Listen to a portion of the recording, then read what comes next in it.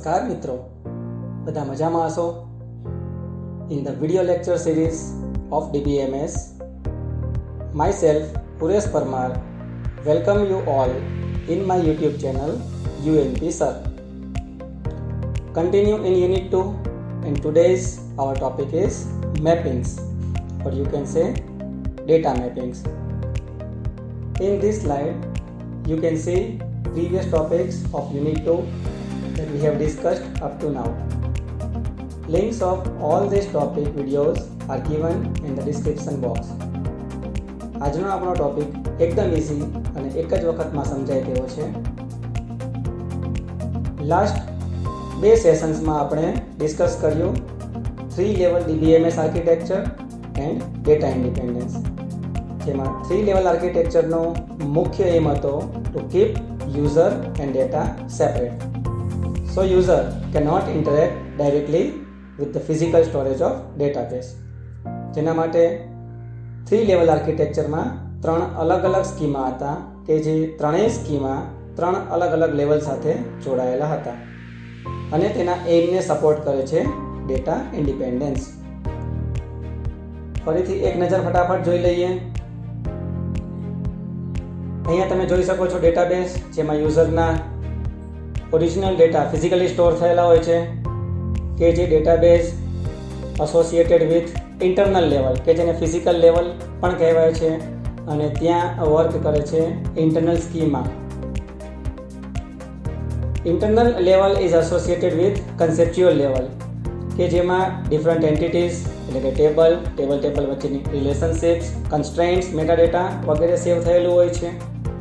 અને conceptual level ઉપર work કરે છે conceptual schema.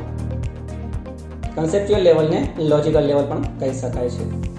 Conceptual level is associated with external level or view level કે જ્યાં વર્ક કરે છે એક્સટર્નલ સ્કીમા અને દરેક યુઝર તેની સાથે જોડાયેલા હોય છે. ડેટા ઇન્ડિપેન્ડન્સની વાત કરીએ તો data independence that means the change is made at one level that does not affect another level, that is called data independence. કે જેમાં 2 ટાઈપ્સના ડેટા ઇન્ડિપેન્ડન્સ હતા, physical data independence and logical data independence. Conceptual અને internal લેવલની in between હોય છે તેને કહેવાય છે ફિઝિકલ ડેટા ઇન્ડિપેન્ડન્સ, અને એક્સટર્નલ અને કન્સેપ્ચ્યુઅલ લેવલની ઇન બિટવીન હોય છે તેને કહેવામાં આવે છે logical data independence. So the change is made at internal level that does not affect at conceptual level schema definition, that is called physical data independence, and the change is made at conceptual level that does not affect at external level, that is called logical data independence. હવે જોઈએ mapping વિશે. ફરીથી યાદ કરાવી દઉં કે 3 level architecture, data independence અને mapping ત્રણેય ટોપિક માટે એક સ્ટાન્ડર્ડ ફિગર યાદ રાખી શકાય, જે ફિગર મેં તમને 3 લેવલ આર્કિટેક્ચરના વિડીયોમાં બતાવી હતી.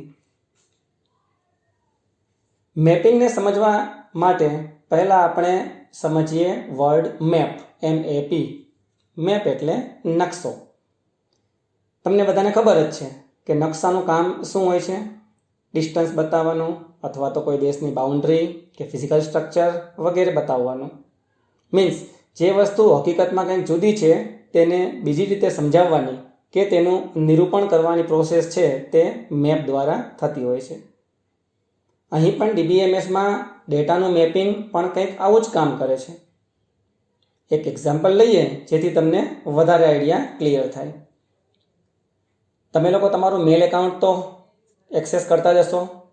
ચલો પર્ટિક્યુલર જીમેલની વાત કરીએ. અહીં ફિગરમાં જુઓ, for example if you are A user અને તમે તમારા મેલ એકાઉન્ટને એક્સેસ કરવા માટે વેબસાઇટમાં અથવા તો એપ ઉપર તમારું યુઝર નેમ પાસવર્ડ એન્ટર કરતા હશો, તો એ વખતે તમે એક્સટર્નલ લેવલ ઉપર જીમેલને એક્સેસ કરી રહ્યા છો. તમારો ઓરિજિનલ ડેટાબેઝ છે તે તો કોઈક જગ્યાએ ફિઝિકલી સ્ટોર થયેલો છે and user are not aware with the physical storage of the database. So when you are entering your username and password at external level, you are getting your personal data. તમારા જ મેલ તમને open થાય છે. Okay, તમારો friend છે, if he or she is entering his or her username and password, then at that time they are accessing their own personal data. અને એવી રીતે ત્રીજો કોઈ માણસ છે કે જે તેનું યુઝરનેમ અને પાસવર્ડ નાખે તો તેને પોતાનો પર્સનલ વ્યૂ એક્સેસ થાય છે. તો યુઝર તો એક્સટર્નલ લેવલ ઉપર એક્સેસ કરે છે અને યુઝરના ડેટા હોય છે તે ક્યાંક કોઈક બીજી જગ્યાએ જ સ્ટોર થયેલા હોય છે કે જેની સાથે યુઝર ફિઝિકલી એસોસિએટ હોતો નથી. User is not knowing where the actual physically data stored. તો એક્સટર્નલ લેવલ તો એસોસિએટ હોય છે કન્સેપ્ચ્યુઅલ લેવલ સાથે. દેટ મીન્સ કે યુઝરની જે પાસવર્ડની અને યુઝરનેમની રિક્વેસ્ટ છે તે કન્સેપ્ચ્યુઅલ લેવલ ઉપર જાય છે. કન્સેપ્ચ્યુઅલ લેવલથી તે રિક્વેસ્ટ આગળ ફોરવર્ડ થાય છે ઇન્ટરનલ લેવલ ઉપર. Why? Because internal level is directly associated with the database. અને according to the user name and password results are generated and that result is provided to internal level, then further to conceptual level, અને ત્યાંથી particular યુઝરને પોતાના મેલનો view મળે છે. Okay, સો કોઈને કોઈ રીતે યુઝરની રિક્વેસ્ટ છે તે એક્સટર્નલ લેવલમાંથી કન્સેપ્ચ્યુઅલ લેવલમાં ટ્રાન્સફોર્મ થાય છે, કન્સેપ્ચ્યુઅલ લેવલમાંથી ઇન્ટરનલ લેવલમાં ટ્રાન્સફોર્મ થાય છે અને ઇન્ટરનલ લેવલમાંથી ડેટા એક્સેસ થઈ અને રિઝલ્ટ ફર્ધર રિવર્સ ડિરેક્શનમાં ટ્રાન્સફોર્મ થાય છે. ઓકે, ખબર પડી? જો તમને ખબર પડી ગઈ હોય તો મિત્રો આ પ્રોસેસને જ મેપિંગ કહેવાય. ડેફિનેશન વાઇઝ સમજીએ તો the process of transforming request and result between 3 levels is called mapping. મેં તમને હમણાં સમજાવ્યું કે યુઝરની મેલ એક્સેસ કરવાની રિક્વેસ્ટ કે જે યુઝરનેમ અને પાસવર્ડના ફોર્મમાં એક્સટર્નલ લેવલમાંથી કન્સેપ્ચ્યુઅલ લેવલમાં, ત્યાંથી ઇન્ટરનલ લેવલમાં અને ત્યાંથી ડેટાબેઝમાં અને ફર્ધર રિસ્પોન્સ જે આવે છે તે રિવર્સ ડિરેક્શનમાં યુઝર સુધી એક્સટર્નલ વ્યૂ સુધી ટ્રાન્સફોર્મ થાય છે. તો આ પ્રોસેસને મેપિંગ કહેવાય.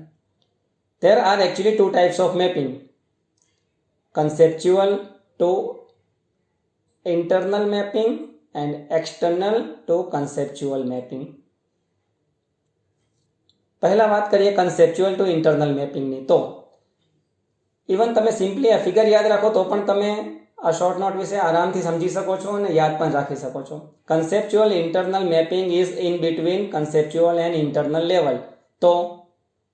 તો we can say that it is correspondence between conceptual level and internal level. Correspondence એટલે આમ સમજો તમે તો સંદેશાનો વ્યવહાર કરો એવું થાય છે meaning. That means conceptual internal mapping, નામ છે તે પ્રમાણે જ ગુણ છે તેના. It is correspondence between conceptual and internal level. તો રિલેટ કોના જોડે થતું હશે? તો અહીંયા તમને આ બંને લેવલના અલગ અલગ સ્કીમા દેખાય છે, તો બસ તેના જોડે જ રિલેટ થાય છે. Conceptual internal mapping is relates with conceptual schema and internal schema. Okay, it helps to provide શું? Physical data independence. કારણ કે ફિઝિકલ ડેટા ઇન્ડિપેન્ડન્સ આ બંને લેવલની વચ્ચે છે, કન્સેપ્ચ્યુઅલ ઇન્ટરનલ મેપિંગ આ બંને લેવલની વચ્ચે છે. તો તમે સમજી શકો છો કે conceptual to internal mapping is helping to provide physical data independence. બસ આવી જ વાત છે એક્સટર્નલ કન્સેપ્ચ્યુઅલ મેપિંગની. It corresponds to external level and conceptual level. અને રિલેટ કોની જોડે થાય છે? કયા સ્કીમા જોડે? તો નામ છે તે પ્રમાણે જ it relates to external schema and conceptual schema. અને શું પ્રોવાઈડ કરવામાં હેલ્પ કરે? So it is helping to provide logical data independence. Okay, છે ને ઇઝી? અને આ ફિગરમાંથી બીજી પણ એક વસ્તુ તમે યાદ રાખી શકો છો કે conceptual internal mapping is a single mapping. અને અહીંયા તો ઘણા બધા યુઝર્સ હોય છે. The number of users can access there personal data. So there should be more than one mappings in external conceptual mapping. જો મિત્રો અહીંયા સુધીનું તમને સમજાઈ ગયું હોય તો આ ટોપિકમાં બીજું કંઈ છે જ નહીં, તમને બધું જ આવડી ગયું તેવું માની લો. તો જોઈએ હવે મેપિંગનો content. In three-level DBMS architecture, users refer to only their own external schema. મેં કીધું એમ કે યુઝર એક્સટર્નલ સ્કીમા ઉપર કન્સર્ન હોય છે, એસોસિએટ થયેલા હોય છે. So users request specified at external schema must be transformed into request at conceptual schema, and then it can be transformed at internal schema level for final processing. In short, આટલા પેરેગ્રાફમાં તેટલું જ સમજવાનું છે કે user જ્યારે તેનો user name અને password મેલને access કરવા જ્યારે નાખતો હોય છે, પાસવર્ડ અને યુઝર નેમ એક્ઝામ્પલ પૂરતું છે, બટ યુઝરની રિક્વેસ્ટ છે તે એક્સટર્નલ લેવલથી લઈ કન્સેપ્ચ્યુઅલ લેવલમાં અને કન્સેપ્ચ્યુઅલ લેવલથી લઈ અને ઇન્ટરનલ લેવલ સુધી ટ્રાન્સફોર્મ થતી હોય છે. અને તેવી જ રીતે રિઝલ્ટ રિક્વેસ્ટ યુઝરે કરી તો રિઝલ્ટ પાછું યુઝર પાસે આવે છે. તો ઓપોઝિટ ડિરેક્શનમાં result are transform from internal level to conceptual level and conceptual level to external level. અને આ જ ટ્રાન્સફોર્મેશનની પ્રોસેસને કહેવામાં આવે છે મેપિંગ. તો ડેફિનેશન આ રહે મેપિંગની. The process of transforming request and result between three levels is called mapping. અને મેપિંગ કેટલી ટાઈપના છે? ટુ ટાઈપ્સના two stage mappings are there. conceptual internal mapping and external to conceptual mapping. First one, that is conceptual to internal mapping. નામ છે તે જ પ્રમાણે ગુણ છે. કરસ્પોન્ડન્સ કોના વચ્ચે હોઈ શકે? તો કે કન્સેપ્ચ્યુઅલ અને ઇન્ટરનલ લેવલ વચ્ચે. કોને રિલેટ કરે છે? રિલેટની વાત આવે એટલે સ્કીમાની વાત સમજવાની. એ કઈ સ્કીમાને રિલેટ કરે છે? તો કે conceptual schema and internal schema.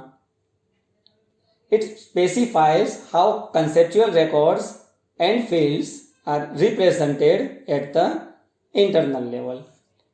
અને કયું ડેટા ઇન્ડિપેન્ડન્સ પ્રોવાઈડ કરે છે? તો it helps to provide physical data independence. Just because physical data independence છે એ જ કન્સેપ્ચ્યુઅલ અને ઇન્ટરનલ લેવલની વચ્ચે ઇન બિટવીન આવેલું હોય છે. That means conceptual to internal mapping is helping to provide physical data independence.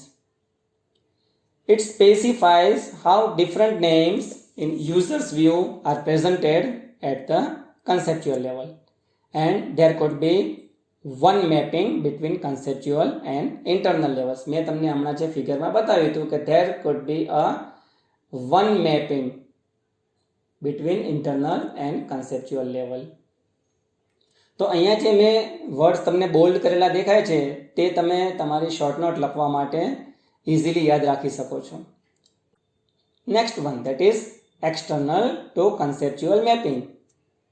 નામ છે તે જ પ્રમાણે it is corresponding between external and conceptual level. કઈ સ્કીમાને રિલેટ થાય છે? તો it is relating between external schema and conceptual schema. અને કયું ડેટા ઇન્ડિપેન્ડન્સ પ્રોવાઈડ કરે છે?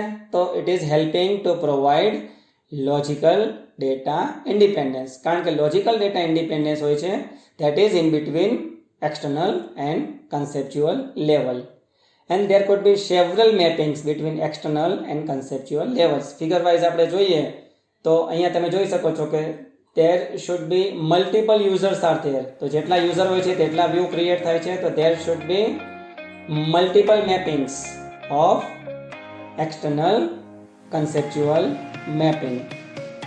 ઓકે ફ્રેન્ડ્સ, આઈ હોપ કે તમને આ એકદમ ઇઝી ટોપિક એકદમ સરસ રીતે આવડી ગયો હશે. તો ક્વિક રિવિઝન કરી લઈએ આ ટોપિકનું. Mapping is the transformation of request and results of users between three levels. There are two types of mapping: conceptual internal mapping and external conceptual mapping. As the name suggests, conceptual internal mapping is relating between conceptual schema and internal schema, and it is correspondence between conceptual level and internal level, and there could be a single mapping of conceptual to internal mapping. Next one, external conceptual mapping, that is relating external schema and conceptual schema, that is the correspondence between external level and conceptual level, and there could be multiple mappings of external conceptual mapping. ઇન્ડિપેન્ડન્સની વાત કરીએ તો conceptual internal mapping is helping to provide physical data independence. In case of external conceptual mapping, it is helping to provide logical data independence. Okay? I hope તમને સમજાઈ ગયું હશે. So, thank you. Keep watching.